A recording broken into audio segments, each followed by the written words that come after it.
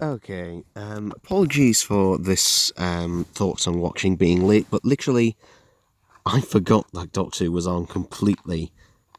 Yeah, I literally completely forgot. Which kind of just shows how I kind of feel about the show in its current state. The fact is, I just completely forgot. If it wasn't for me browsing through Facebook and seeing um, posts about the latest episode or whatever. Literally, I would have just gone by and probably not have remembered. So, yeah. Episode 7, Series 12, Can You Hear Me? I think that's what it's called. Another episode co-written by Chris Chibnall, which is just like, for God's sake, can we get a bit more variety in there?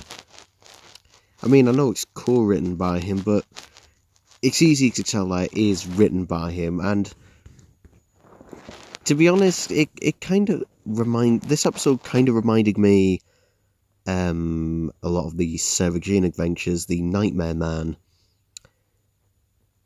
And to be honest, that Sarah Jane Adventures reminded me of A Nightmare on Elm Street quite a bit. So yeah. So basically, there are these. I'm just going to spoil it because, well, I've got to really spoil it in order to talk about it. So, sometime in eons ago, there were these two gods. Or godlike beings, or whatever, eternals, whatever you want to call them. And in order to stop themselves from being bored, they decide to cause wars and suffering of others in order to entertain themselves. Fine, nothing we haven't heard before. Okay, what are you going to do with this? And one of them is trapped. And the Doctor is tricked into freeing this trapped god in order for them to then go to Earth, because, that's where the best suffering and that is, because we torture ourselves and mentally or whatever, and doubt and stuff. Yeah. Okay. To be honest, this episode, I wouldn't call it bad. It wasn't bad, but it was just painfully unoriginal. Like, literally, everything that this episode does, you've heard before, and also it's really weird because the villains, the two eternal gods, or whatever you want to call them, they're literally defeated within 2 minutes of them starting, their... In fact, actually, no, they don't even start their, war or whatever. They don't get to start anything.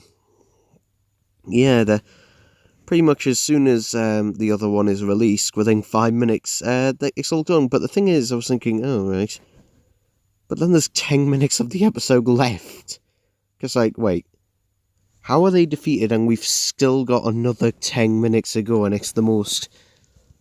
To be honest, it is a boring 10 minutes. Yeah, so this episode also gives context about Yaz. Yeah, some background about her. And they play it out for so fucking long, and they don't really explain anything. They just say something about how Yaz went on the run because she was afraid or something, or doubted herself. It's just like, I don't care. Who at this point actually gives a shit about Yaz? Seriously, no one gives a shit about her. Because you've never gave us a reason to, and yet you drag on this massive plotline, and then we get this another one about Ryan's friend, and it's just, and that we've never seen or heard of. So again, why should we care about them? We're literally given, we're supposed to, have a... I'm assuming they're supposed to be going for, like, an emotional connection with them, because, like, oh, it's sad that. But the thing is, Ryan's actor can't fucking act. He can't. He gives the same expression and same monotone voice no matter what he is saying.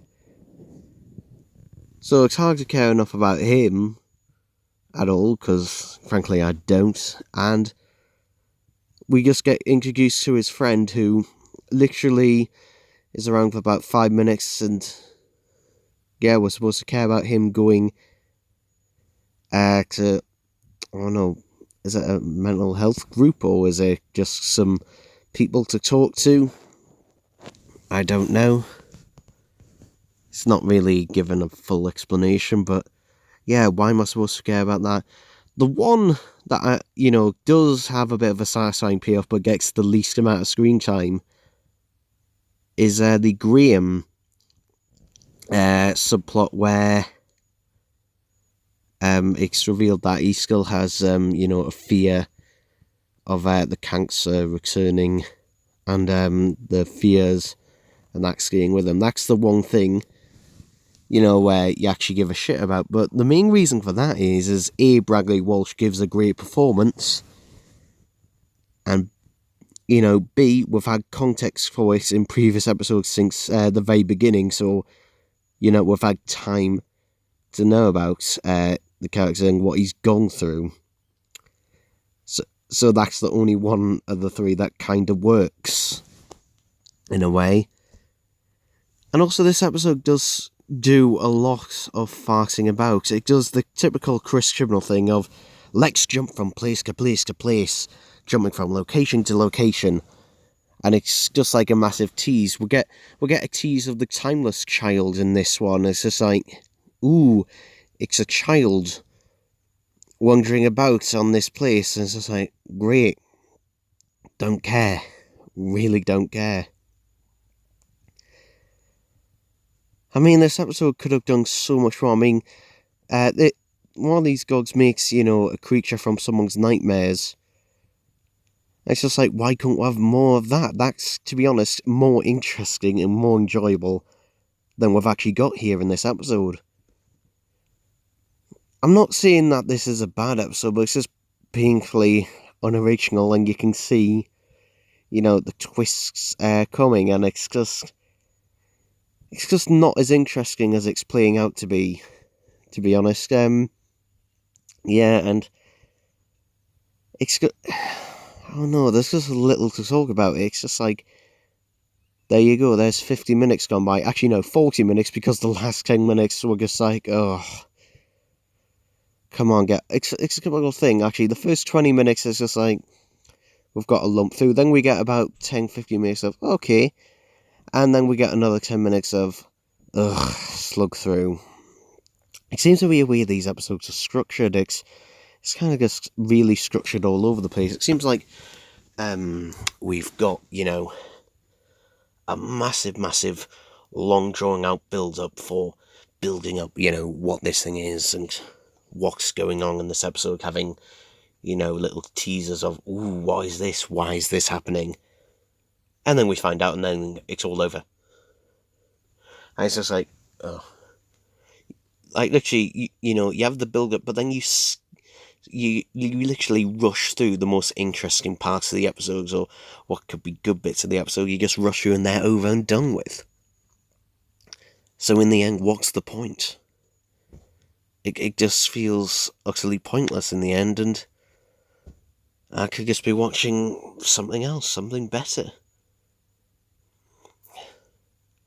And hey, next month, I will, because The Faceless Ones is finally gonna get a fucking release. The animated reconstruction, so, yeah, other than this, meh. And the next episode, something is happening. I don't know, because the next kind trailers are really shit in the Chris Chibnall era for literally being so short and not really getting me excited in any way, shape or form. And also, a couple of days ago, I think it was, or maybe even yesterday, the new Cyberman design was finally teased in a proper photo. It's just like, I mean, they look better than the previous ones, but they look a lot like the previous ones. Like, they've literally taken the previous ones as torso for the costume and just stuck new heads on it. I imagine it's probably a little bit more than that, but yeah, they do look incredibly similar. Anyway, yeah, that's it for this one. To be honest, I even considered not bothering watching the episode. I was actually debating it with myself. I thought, well, You know, it's already been and gone. And I couldn't be arsed to say, I literally had to force myself to watch this because it's just not an enjoyable experience for me. I've said before many times that the only reason I watch them is to make these videos on them. But making the videos is not really enjoyable either. Really. Yeah. Anyway, that's it for this one. Maybe I'll do one next week. I don't know, because this is just painful and dragging. Well, it's not painful, it's just dull and boring, which is generally what Chris Chibnall is good at most of the time. So yeah, that's it for this one, and I'll see you next time.